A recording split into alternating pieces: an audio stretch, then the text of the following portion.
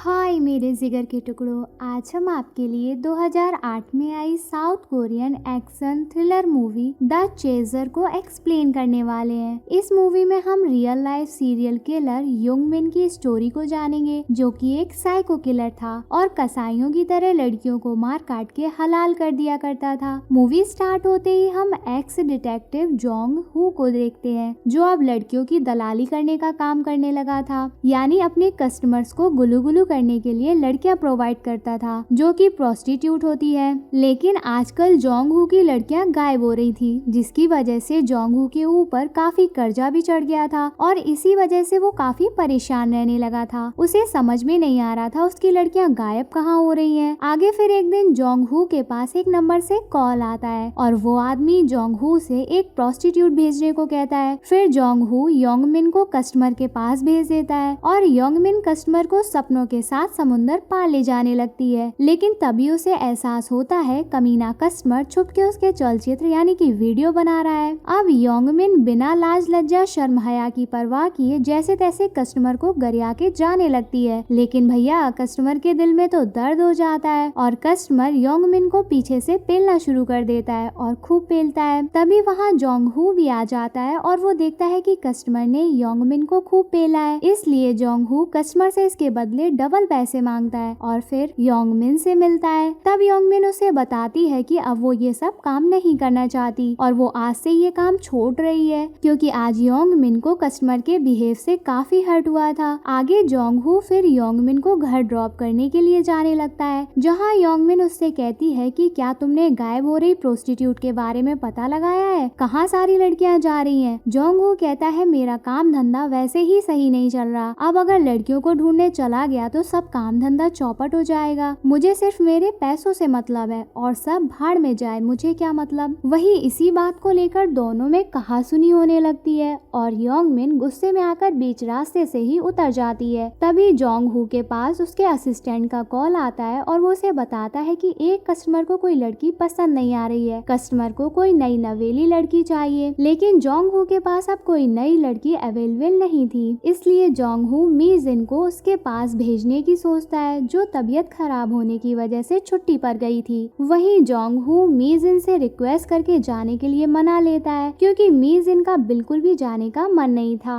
अब जोंग हू वापस अपने ऑफिस के लिए जाने लगता है, तभी उसको कार के अंदर एक मोबाइल फोन मिलता है, जो गायब हो रही लड़कियों में से एक का था। तभी जोंग हू उसके फोन में लास्ट डायल नंबर चेक करता है और ये वही नंबर होता है जो उसके फोन पर बार बार आया था और काफी लड़कियां इस कस्टमर को अपनी सर्विस दे चुकी थी और आज फिर से उसी कस्टमर को मीजिन सर्विस देने जा रही थी। जोंग हू समझ जाता है कि ये कस्टमर बहुत ही लुच्चा किस्म का है, इसलिए जोंग हू उसकी सच्चाई पता करने के लिए जानबूझ के मीजिन को एड्रेस देकर कस्टमर के साथ भेज देता है। जोंग हू पुलिस की मदद भी लेना चाहता था, लेकिन शहर के मेयर के मुंह के ऊपर किसी बच्चा गैंग ने गोबर मार दिया था, इसलिए शहर की पूरी पुलिस टीम अब उसी में लगी हुई थी। आगे जोंग हू खुद ही मीजिन की गाड़ी का पीछा करते हुए कस्टमर के घर तक पहुंच जाता है। वहीं मीजिन अपने कस्टमर को सर्विस देने जा रही होती है और कस्टमर के घर पहुंचकर जोंग हू को जब इस बारे में बताने जा रही होती है तो मोबाइल का नेटवर्क ही चला जाता है और मीजिन नेटवर्क ढूंढने की भी बहुत कोशिश करती है, लेकिन कहीं नेटवर्क नहीं आता।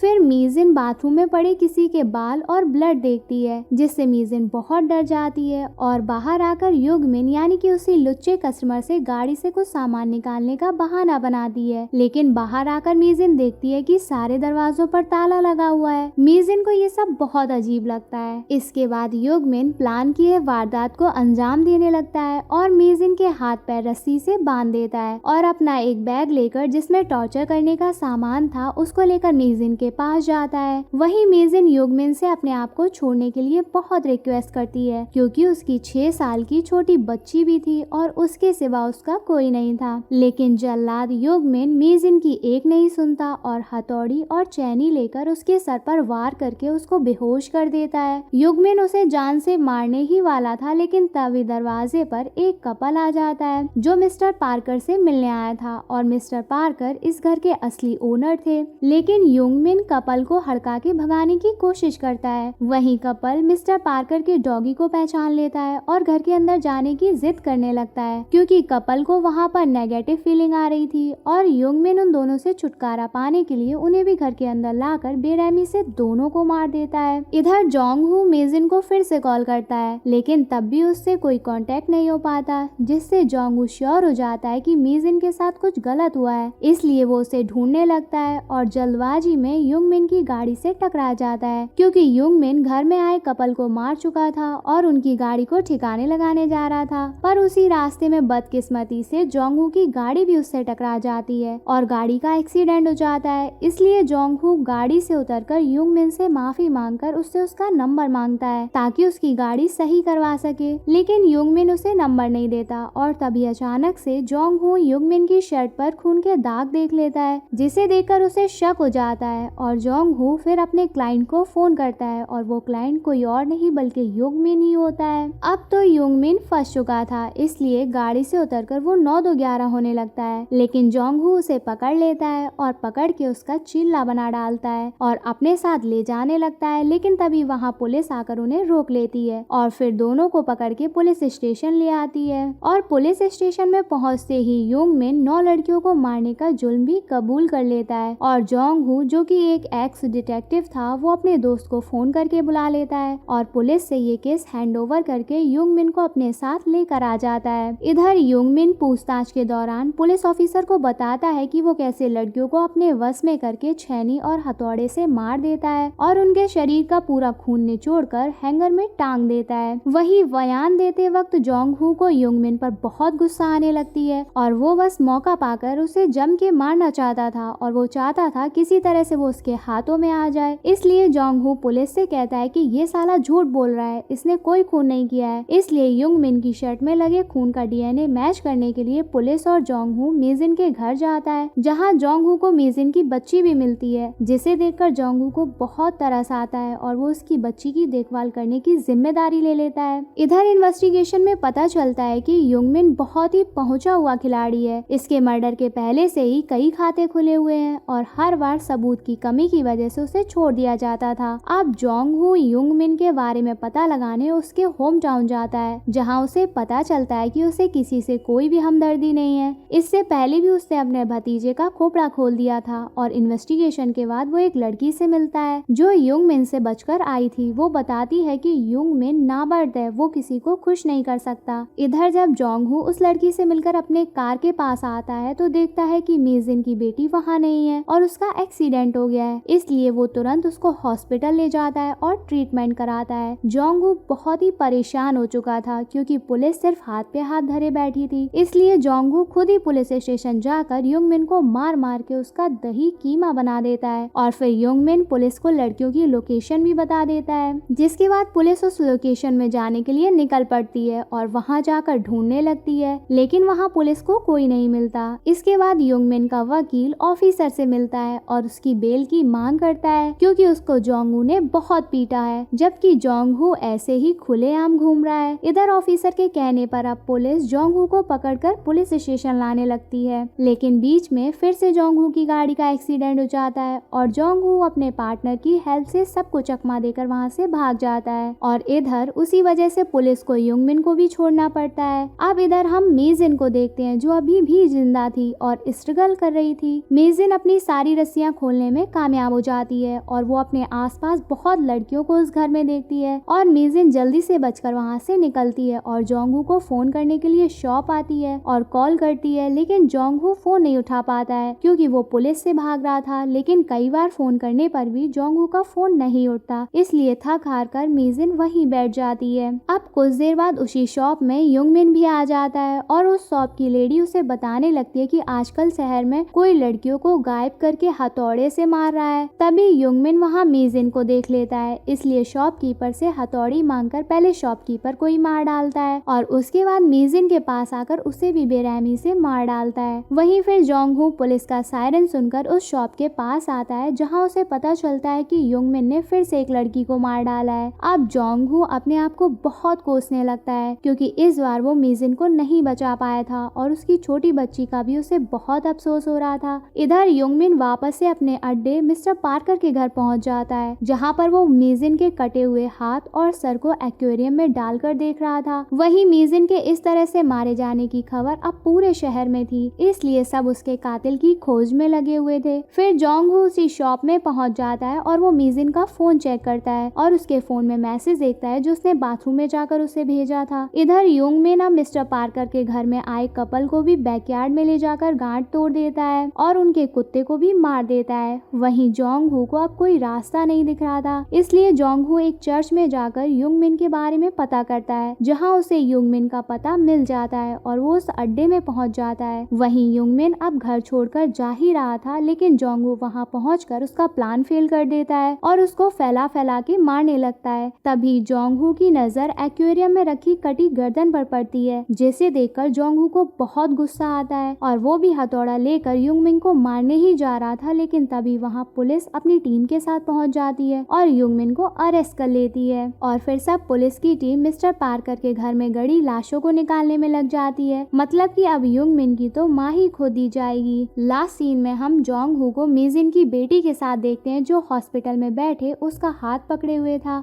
चिर चिर पोपो खल्लास। आई होप आप लोगों को हमारे मूवी समझाने का तरीका पसंद आया होगा। हमारे चैनल को ऐसे ही प्यार देते रहिए, वरना बहुत पाप पड़ेगा। I love you.